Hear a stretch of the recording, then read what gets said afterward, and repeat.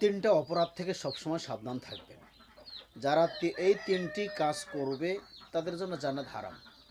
One আবি বকর সিদ্দিক রাদিয়াল্লাহু তাআলা আনহু ক্বালা ক্বালা রাসূলুল্লাহ সাল্লাল্লাহু আলাইহি ওয়াসাল্লাম লা ইয়াদখুলুল জান্নাহ। বিখ্যাত সাহাবী আবু বকর সিদ্দিক রাদিয়াল্লাহু তাআলা হতে বর্ণিত, তিনি বলেন রাসূল সাল্লাল্লাহু আলাইহি ওয়াসাল্লাম বলেছেন, জান্নাতে প্রবেশ করতে পারবে না তিন শ্রেণীর মানুষ। এক, খুব্বুম ওয়ালা মান্নান ওয়ালা বাখিল, ধোঁকাবাজ ব্যক্তি, উপকার করে খোটা দানকারী ব্যক্তি। তিন নম্বরে বখিল, কৃপণ ব্যক্তি। এই জন্য এই তিনটি অপরাধ থেকে সাবধান থাকতে হবে। কখনো ধোঁকাবাজি করবেন না, আল্লাহর সঙ্গে ধোঁকাবাজি, ইমানদারদের সাথে ধোঁকাবাজি করবেন না। ধোঁকাবাজি কিভাবে করে মানুষ?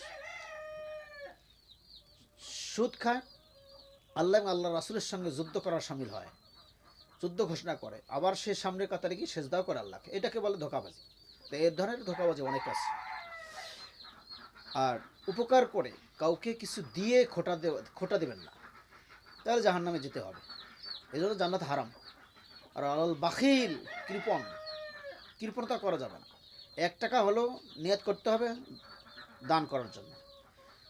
প্রত্যেক আদম সন্তান যখন ঘুম থেকে ওঠার সাথে সাথে দুইজন ফেরেশতা আসেন। একজন ফেরেশতা দানবীর ব্যক্তির জন্য কল্যাণ কামনা করেন, তার জন্য হায়াত রিজিক বৃদ্ধির জন্য প্রার্থনা করেন, আল্লাহ তাকে তুমি মাফ করো, তার জন্য ইস্তেগফার করে। আর একজন ফেরেশতা কৃপণ ব্যক্তির জন্য অভিশাপ দেয়, আল্লাহ তাকে ধ্বংস করে দাও। এজন্য সাবধান, 1 টাকা হলেও দান করার জন্য নিয়ত থাকতে হবে।